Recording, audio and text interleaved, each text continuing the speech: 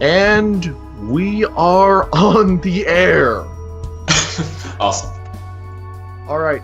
Hello, everybody. Unabridged Gamer here. Sorry for the delay, a few technical difficulties, but we are live with Jongwoo of Kitfox Games.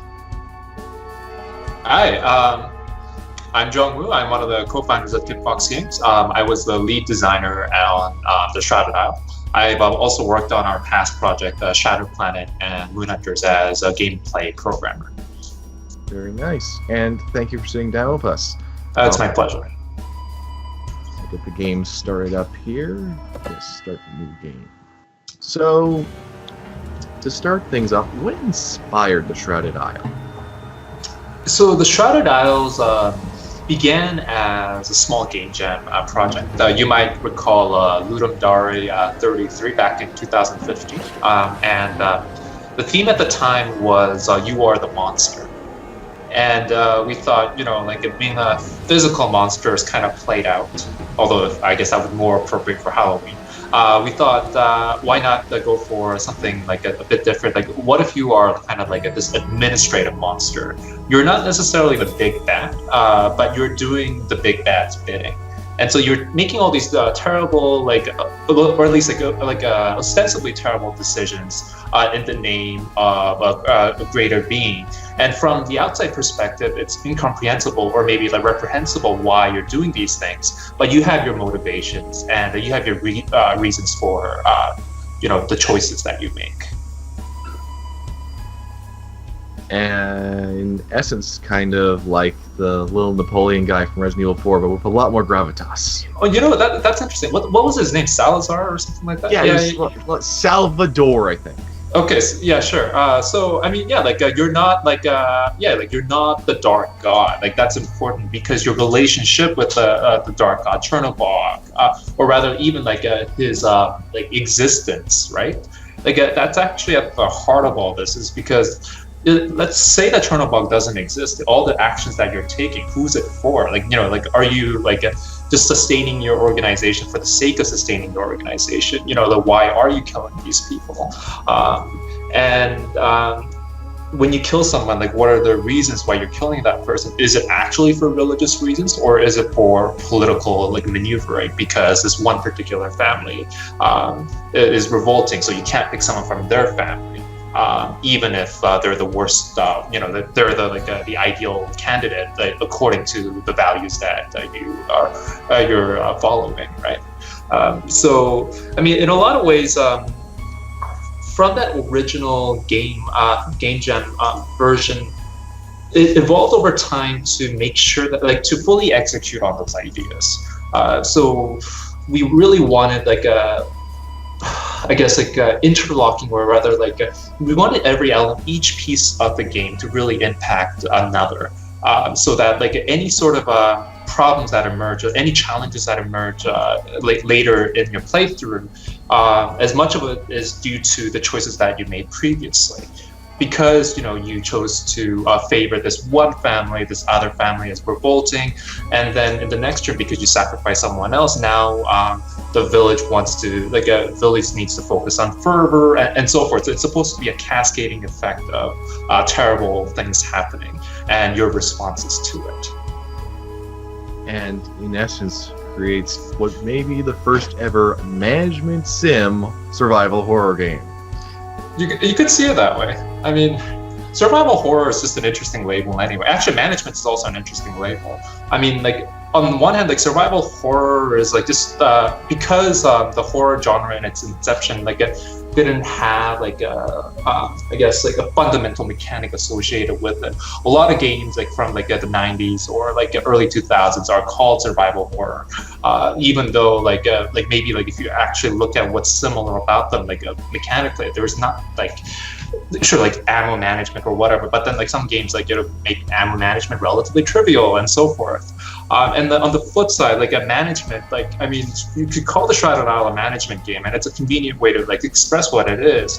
But I think it's almost like a non-label in a way. It's it's like saying I don't know what the core mechanic is the most similar to. It has numbers. It has I'm trying to maintain those numbers. Therefore, it's management.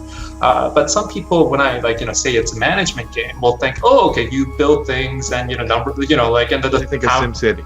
Yeah, exactly. And there's no construction in the game. In fact, it's a weird game where the society has already reached its maturity, right? There's only decline from this point on. You don't get anything new over the course of the playthrough. All your pieces are slowly dying out. So, in many aspects, it's very different than the usual progression in what you would call management games. So, that's why both labels seem interesting to me, because on one hand they're very descriptive.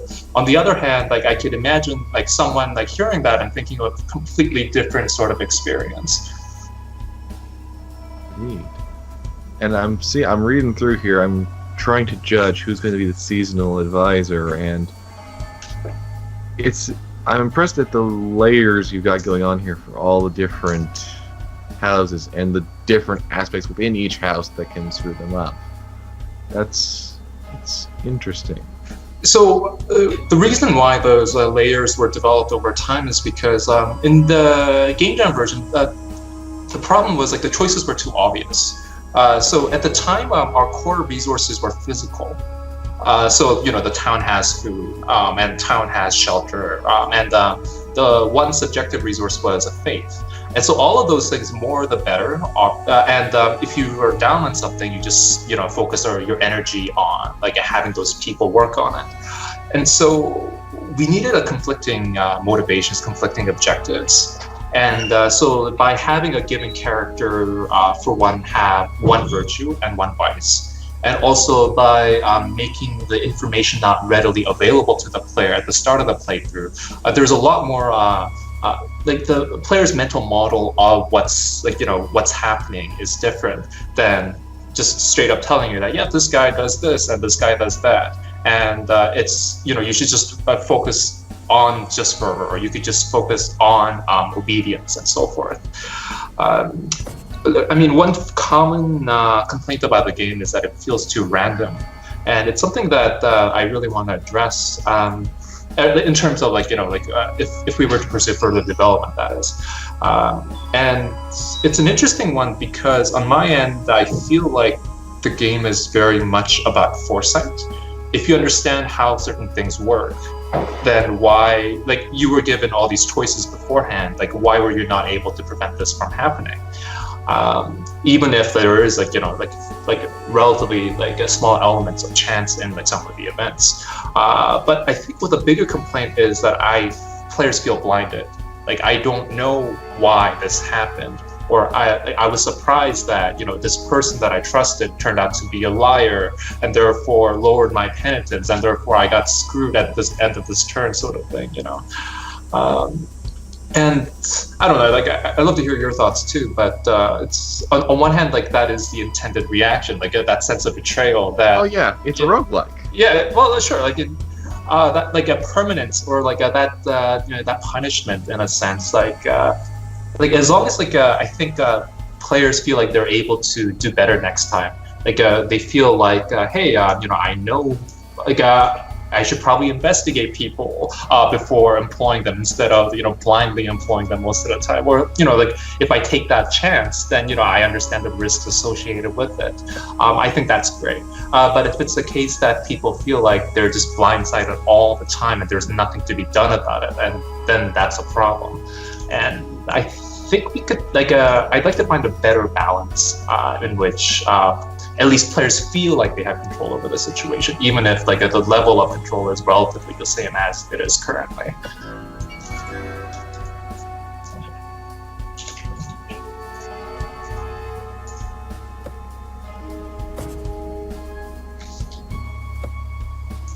Let's try. But yeah, talking about fairness, that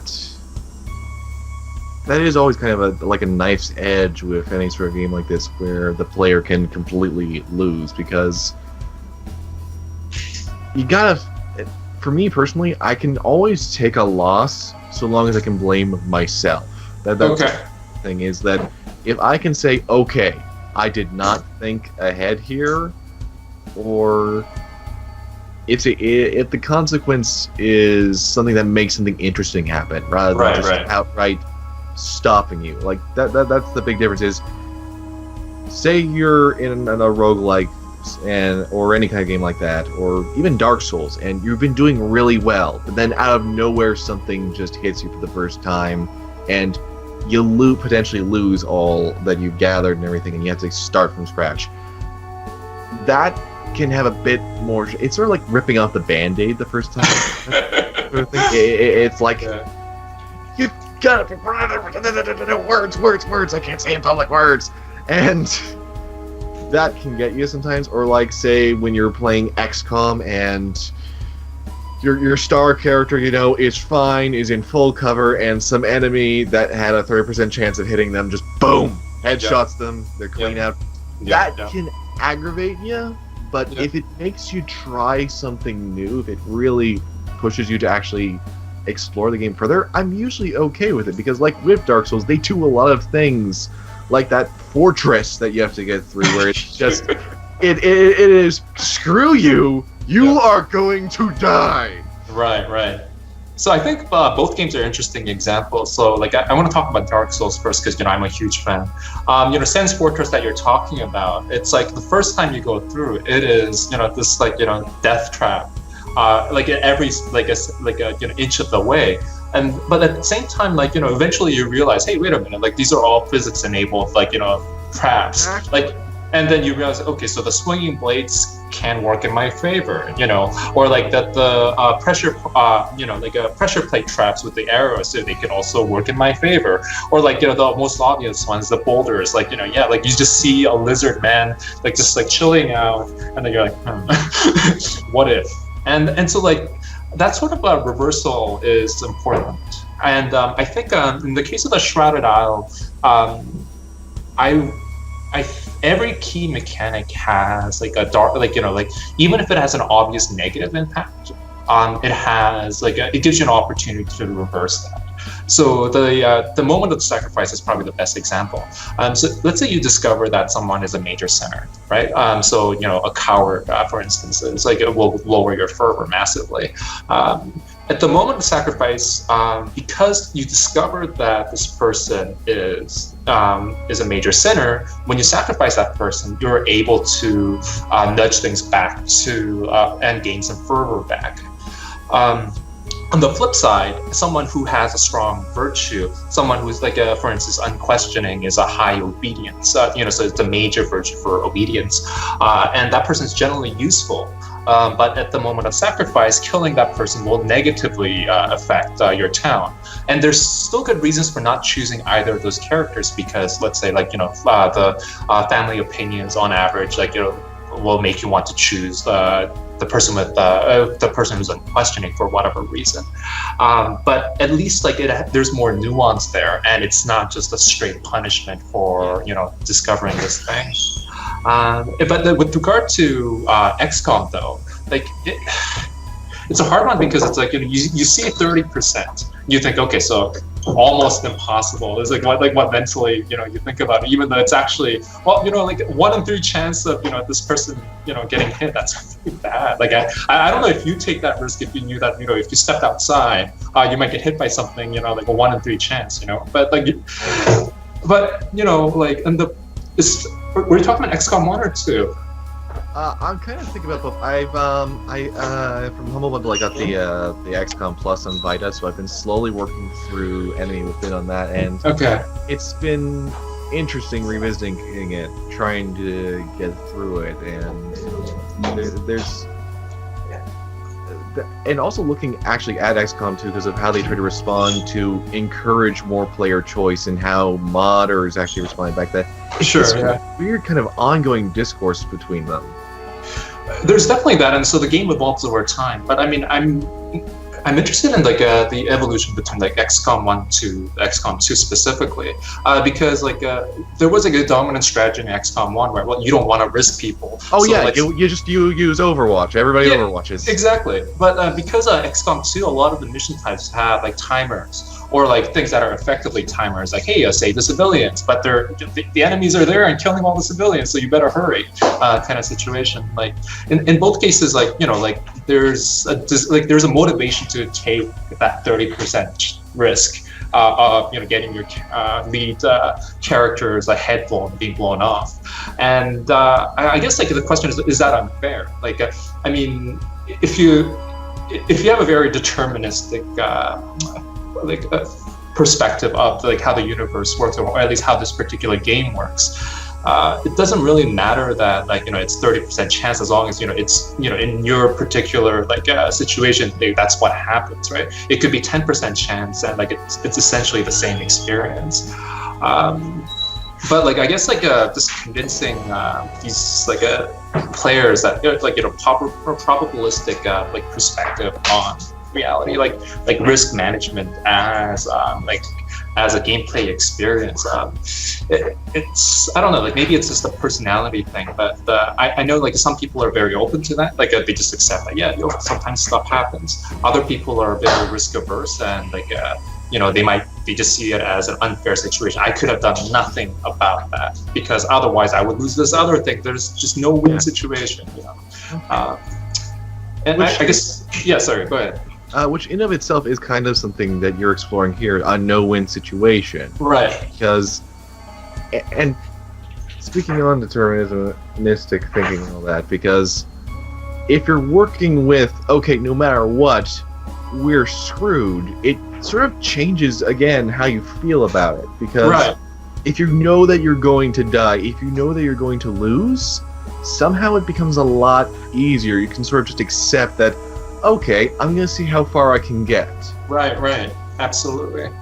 It's like when someone's never played a roguelike before, and like the first playthrough, it's gonna be a terrible experience for the most part if they're just used to standard RPGs where then you just load your save and you got all your stuff back. You're the special. Yeah, exactly. And then you realize, oh, I'm just a fly in this universe, and I could be spotted at any point. And then when that mindset changes, that's when you can really engage with the mechanics of a roguelike.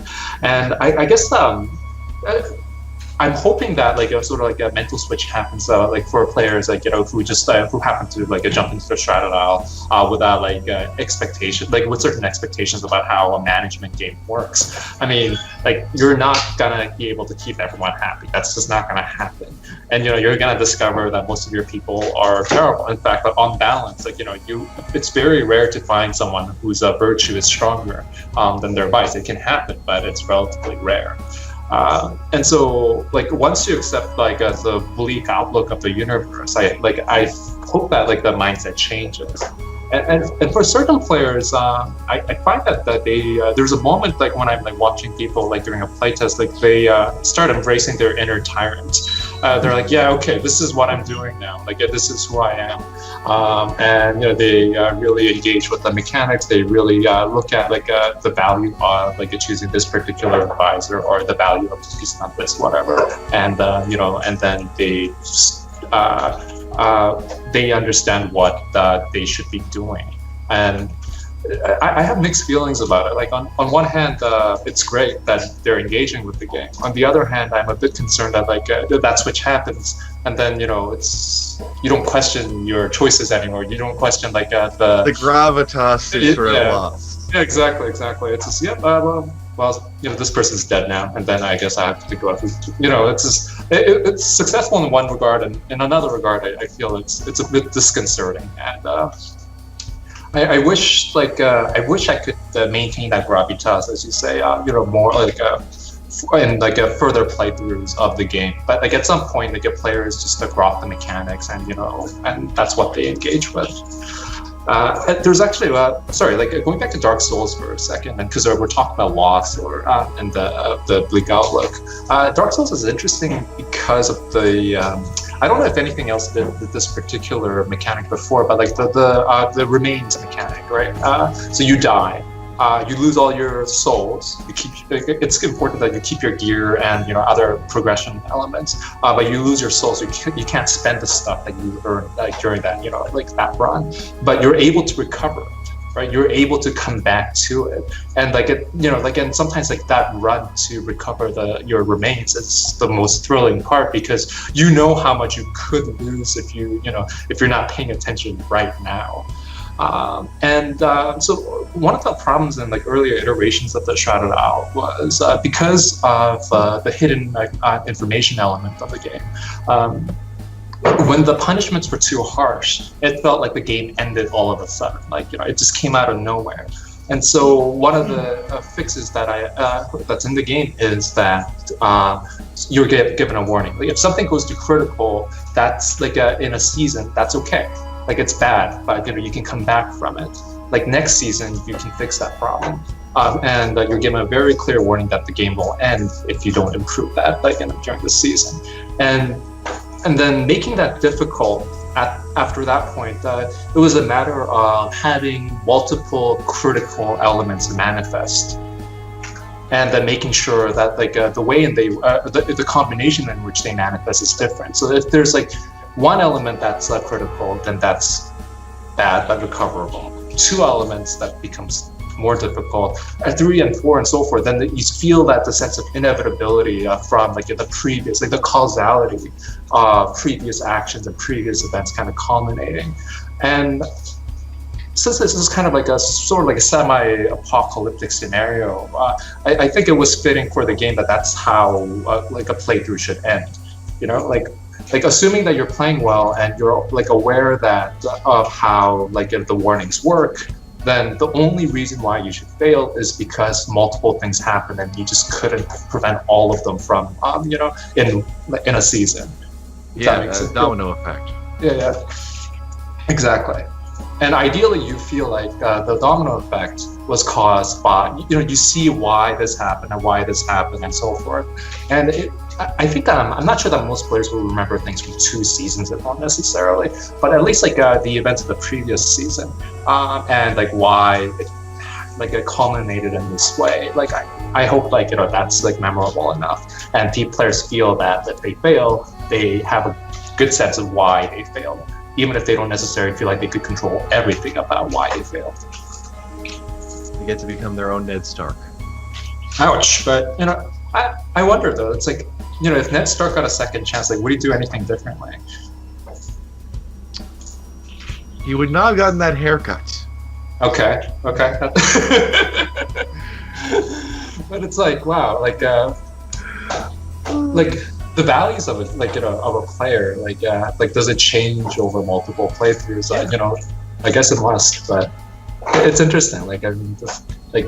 At an earlier point, we had sacrifice no one as an option in the sacrifice screen, because players wanted to there were a lot of requests for it, in fact.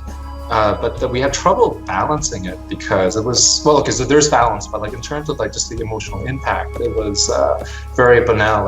No one dies. I could give very heavy mechanical punishments, but it feels arbitrary, compared to the sacrifice itself. And so after I took it out, that had the effect of what I mentioned earlier about people just embracing their inner tyrant, and so that was interesting. But at the same time, I've always wondered about the morality of the sacrifice being a bit diminished. The player isn't choosing to sacrifice, the player is choosing who to sacrifice. And I wish I could have kept that element a bit stronger in the final version of the game. But I don't know. I mean, at some level, the game is about seeing the world through someone else's perspective. These are not your values. That's okay. Oh yeah. It's you have to embrace the cult's values to a certain extent in order to play the game at all. And it's a subjective simulation in a way, right? It's nothing that you're gaining is of value to an economist. It's ignorance goes up. What does that say about the town's well-being? It doesn't.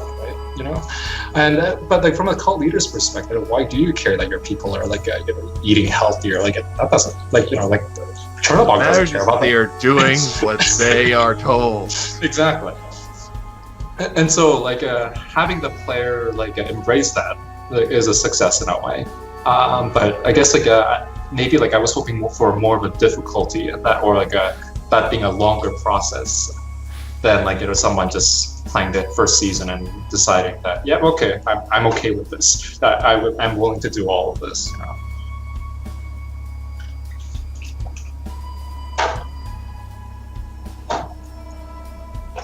Miri turned out pretty okay, but we have no idea what her vice is.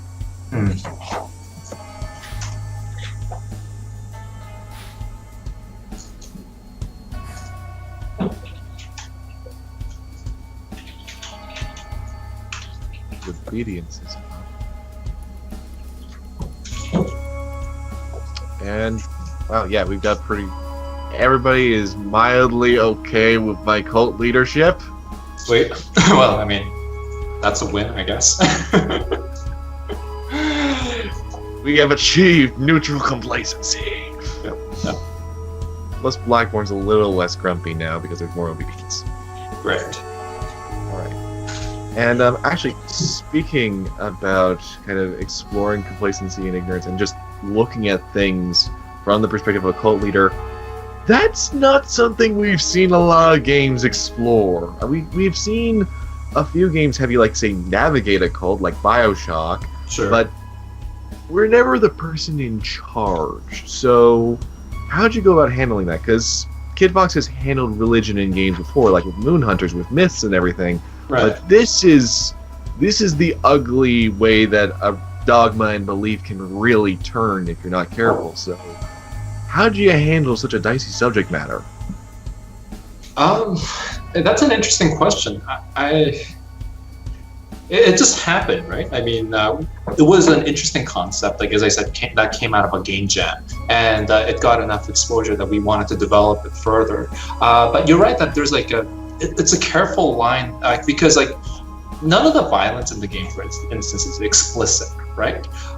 And the events, the story events describe a very questionable actions by the townspeople and by you. But at the same time, I don't know. It's you have for instance, cannibalism is related events happen in the game, but it's not as though we depict cannibalism in a way that's vulgar. And so I guess it's working right now because certain elements are relatively understated, and that because of the certain art style, overall aesthetics of the game is so oppressive already that being implicit is enough without going overboard and actually offending people or actually impacting people in a negative way, or so I hope. I mean, all that being said, I remember showing the game in Kuwait for Kuwait Game Expo, and then it was being sponsored by one of the sheiks, so one of the royal princes, and then he was just going by every booth and shaking hands and asking about the game. So I was in a position of having to shake his hand and explain that I'm making a human sacrifice cult simulator. Fun times! Yeah, fun times. But it turns out he was he was very liberal-minded, and he was really excited to see a weird concept being displayed at his event. And so overall, he was very, very jazzed about what he saw. It looks different, but yeah.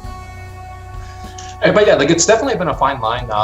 We were I think earlier on when we announced it, that there were some people who took the game literally and thought we were advocating for a human sacrifice cult, which is not the case at all, or that we were advocating for blindly following dogma, which is not the case at all. But the risk was there, and I think overall players enjoy it for what it is, and I think if it's even the least bit thought-provoking, then I think we've succeeded in that regard.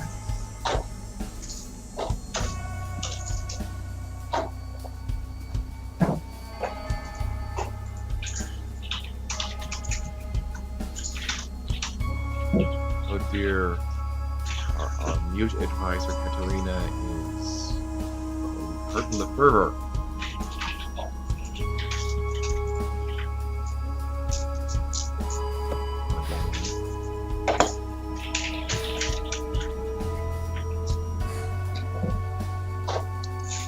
Okay, I've got a question here. Sure. It says that Miko extracted an anonymous confession from a heretic, removing their tongue as penance. So, if we look around the townsfolk again after this season of months is over, will we actually see that in a character's description?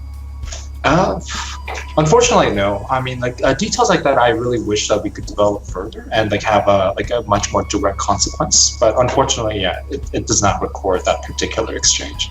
But that's something like we'd love to improve, though. Like there's a lot of interesting characters that can be generated by the game, and a lot of like their descriptions and their behaviors are fascinating. And if we had more time, I'd love to like build their stories further or have them develop over the course of the campaign.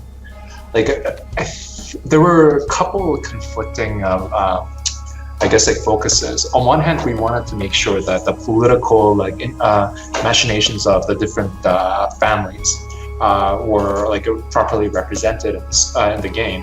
On the other, but at the same time, we wanted to make sure that the characters and their behaviors, their traits, are make them distinct and make them memorable. And finding a good balance between like making the characters have impact versus making the families that they belong to have an impact was difficult. And so, yeah, I mean, I really wish we could have like we were recording like choices like that, for instance.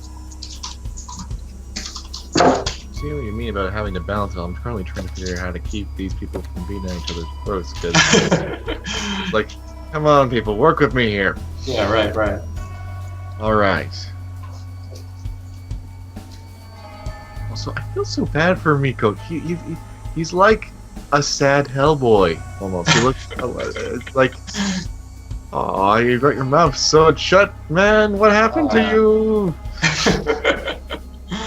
Yeah. I'm loving the art, by the way. I'm loving the look of all this. Like it's an old handcrafted book that's starting to wear away. Oh, thank you so much. Yeah, like the art style was... It's something particular. It started off as a challenge by artist Erica, like during the game jam. She wanted to find a style that's technically challenging for her, but at the same time something distinctive and also fast because it was for a game jam. And so that's why she decided to go for the two-tone aesthetic with like relatively like brushstroke-esque style, so that she can work fast and like see it come together. And it was just like so haunting the first time we looked at it, and that it just became such a core part of the project. We also had influences from like a various Victorian architecture and fashions. But yeah, I'm really happy with the way it turned out. Ooh. Oh dear. The advisors did not do well this round. Oh no. Season's end draws near. A sacrifice must be made to protect the village. The gathering convenes. Who will be the sacrifice this season?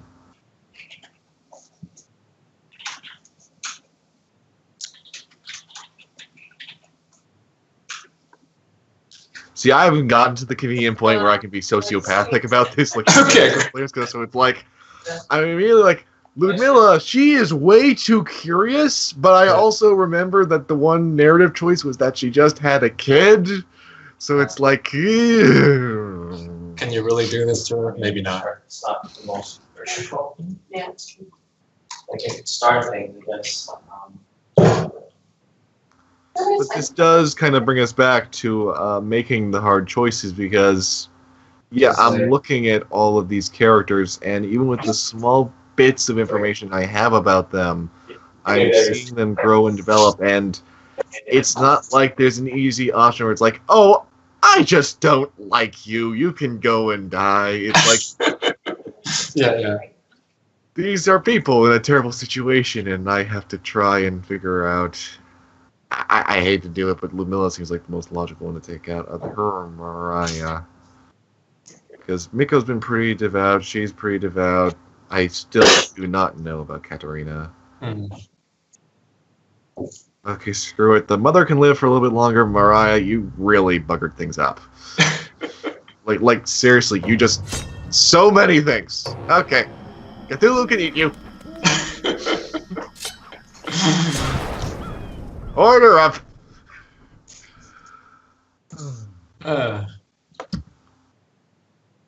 Through sacrifice, thy will be done. We sacrifice the life of Mariah in the name of Chernobog and the good of our people. Our condolences to House Yosefka. Yosefka.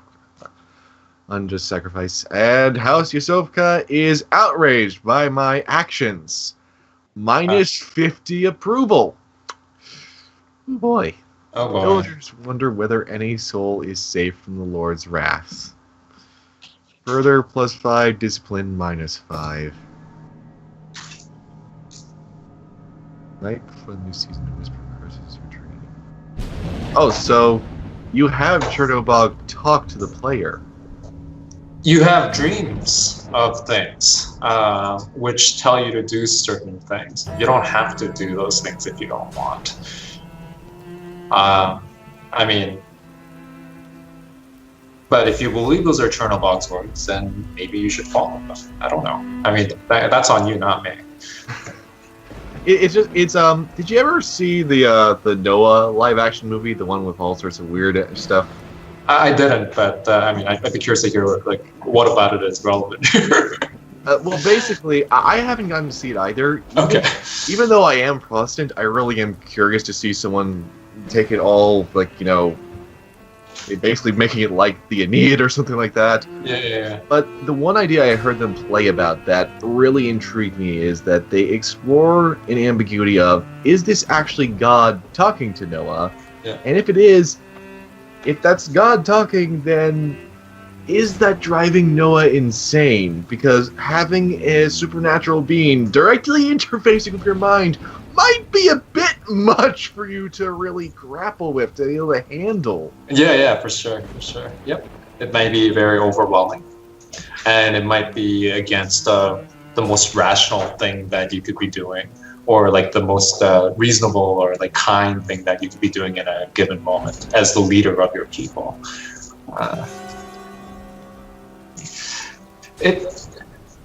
While we're on the topic of like these dreams, one of the design challenges for this game is that like there's no clear opposing force in the game, right?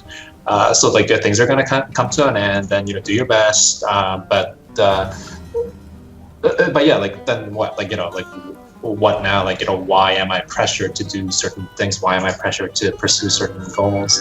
And I don't know. I think.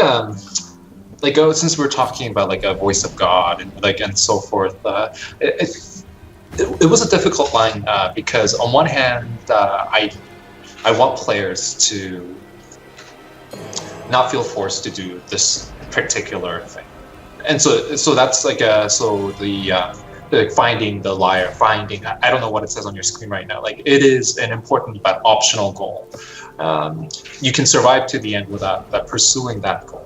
But at some level, if you truly are a faithful member of this cult or faithful leader of this cult, like it would be very strange for you to ignore these visions that you're having. And so I wanted it to be voluntary on the part of the player to engage with this.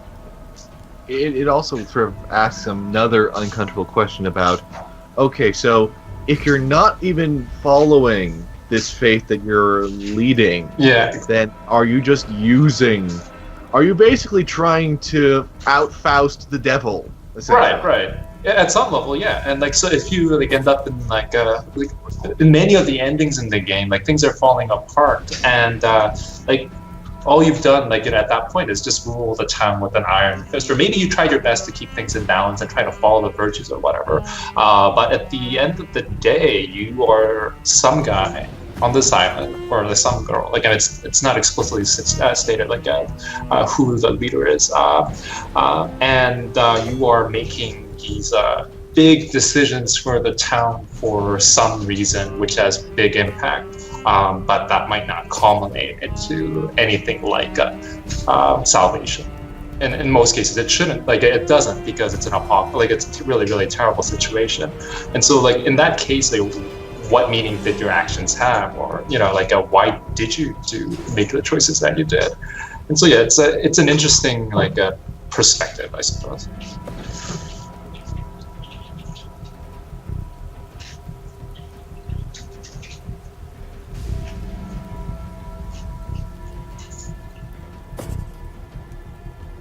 Oh, wow. I just one thing I'm also liking is whenever you're appointing the advisor, that you can that it's not locked in right away, that you can hear them talk about it. I love that because it's like you're having a conversation, because someone will be like, "Yes, I will totally root out all the sinners," and someone else is like, "Maybe not, maybe." How about that guy over there? Right. And so this is an interesting point because so I mentioned duality earlier, right, or reversal. So advisors are on one hand it's an honor, and it's a big thing for a family to have their advisors be influential or whatever. But everyone knows, in that town knows that one of the advisors are being killed. And so it's kind of like a tributes in the Hunger Games, right? And so it's my life is going to be exciting for the next season, but it's entirely possible I'll die from this. It's a big risk. And so having that sort of a difference in perspective from the characters adds to expressing the duality of the situation. All right, I'm going to actually try going with one advisor for this, because we really need to up the discipline, and she's going to do it. Okay. Burn some books, Yaromir. Sorry if I'm horribly pronouncing them. No. I mean, the names are. We decided to go with Slavic etymology for, or rather Slavic names for a lot of this stuff. And of course, Chernobog is literally the dark god in Slavic mythology as well. So pronunciation problems are just natural, I guess. Yeah, there's a lot of people who still will be calling Jotun Jotun. Yeah, right, for sure.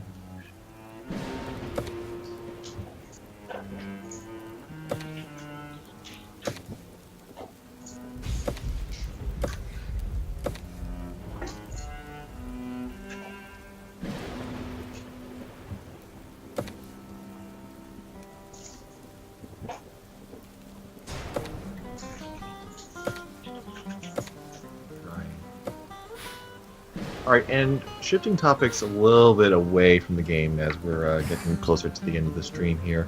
Okay. What's it like working as an independent studio in Canada? It's pretty great. I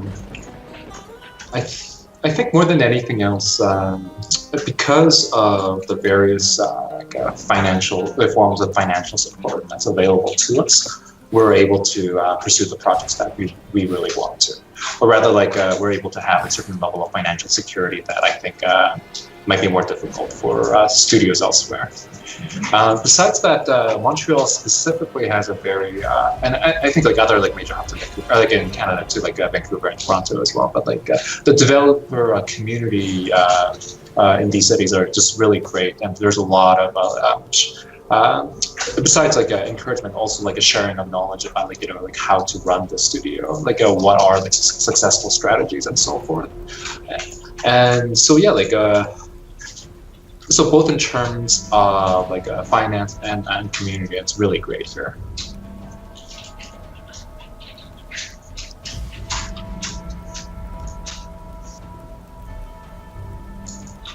An outsider has washed ashore.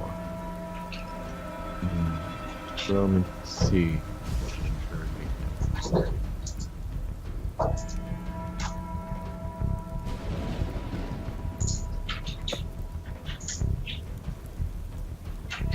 Ooh, big hit to ignorance, but Blackborn's happier.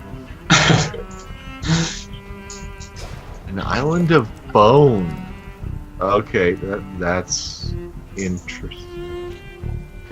What time period precisely is this set at? Because a few characters with the glasses and everything, they look a little modern. Sure. Some of them were looking very classical, right. 16th century. So as far as aesthetics, we wanted to. We were inspired by Victorian fashion, and so like like certain modern elements like glasses are there, but at the same time you might see people with top hats or like just like certain kinds of coats that you wouldn't see like people today wear anymore. But I mean, it's deliberately left like somewhat ambiguous. I mean, because the specific time period is not really the point.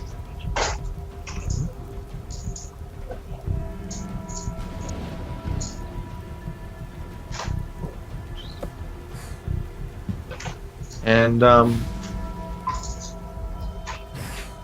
we covered a lot. I'm currently running through my brain. We kind of ran through a lot of the questions that we're going for here, but this has been very insightful. Getting to really hear what's all behind all this. It's a very intriguing game, and I'm glad to have a chance to talk to you about this. Oh, it's been my pleasure to be able to talk about it too. So please fire away any questions you got. Well, there is one thing I have to wonder because you mentioned multiple endings. Yep. I gotta wonder: is there any ending that it's not? I don't expect anyone to be happy, but like, is it possible for a player to get one where it's like acceptable levels of suffering? I mean, it depends on what you consider suffering, right? Mm-hmm. I'm not gonna go into details about the endings. Oh yeah, we don't want to spoil it. But just so you have like as a cult leader that serves a dark god, you have very particular expectations about what is good or what is salvation and so forth. So there's an ending that addresses that specifically. But in other terms, so we mentioned that it's a game about subjective experience, right? That it's a simulation, but at the same time you have to see it through the lens of someone who has very different values than you. And so even in bad endings, you have to wonder, well, was that so bad for the townspeople ultimately that things didn't turn out to plan for the cult leader? Just because you lost doesn't mean the people lost. Yeah, which is an interesting situation. That's that's a case where the player losing is actually good for the game. Right. Yeah. I'm reminded of I don't know how much you played Bloodborne or if at all, or like you mind spoilers. I don't have a PS4, so I haven't going to try that one yet. Okay, but I mean, just like speaking broadly, so each so there's multiple endings to that game, but the more difficult endings are more like intriguing as far as what it implies about the universe of that game, but it's generally not as great for the player character, and the ultimate ending is pretty terrible for the player character, depending on your perspective. And the Nier, works in a similar way too. Like each progressive ending, So Nier. I could have a lengthy dialogue on Nier. Oh my gosh. Yeah. And so it's like. It's interesting in the Shrouded Isle too, because the players player characters' interests are not aligned with necessarily the people's interests or the world's interests.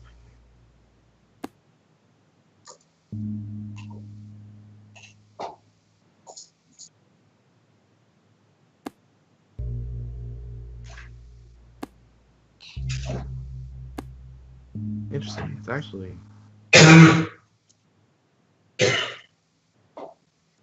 So I actually have a question in regards to the gameplay right here. Okay. It's showing for House Caldwell. Mary Caldwell's been really slacking on the discipline front, which is bad because that's their house trait. But interestingly enough, while it says that they'll be outraged, I'm showing a boost in discipline if I sacrifice her. Will that actually take effect? Will that happen, or will it just counterbalance with the dissatisfaction? So the satisfaction of a given family is orthogonal to this how much the town overall has the virtue that that family is supposed to specialize in, right? And so what the prediction is showing you is that sacrificing her will make an example of her, and therefore raise discipline. But you're still killing a member of the cannibal family, so they're still going to be pretty unhappy with you, if that makes sense. Yeah. It particularly sucks in Miri's case because this is the second time around she got chosen an advisor, so it's like it's like being a character from the first horror movie and they bring you into the second one. It's like, yeah, I'm back. I know I'm going to die. Yeah, it's true, right? Yeah. Man, horror movie, that's an interesting, yeah. Like it's just this idea of survivors being, get challenged again in a like desperate situation. Yeah, that's interesting. Yeah. And to round things out, before we wrap up our interview, I do have one big question, which is, how does Kitfox keep figuring out how to create these just insane meldings with all the things? Because you just announced that you've got the romance sim action RPG dungeon crawler.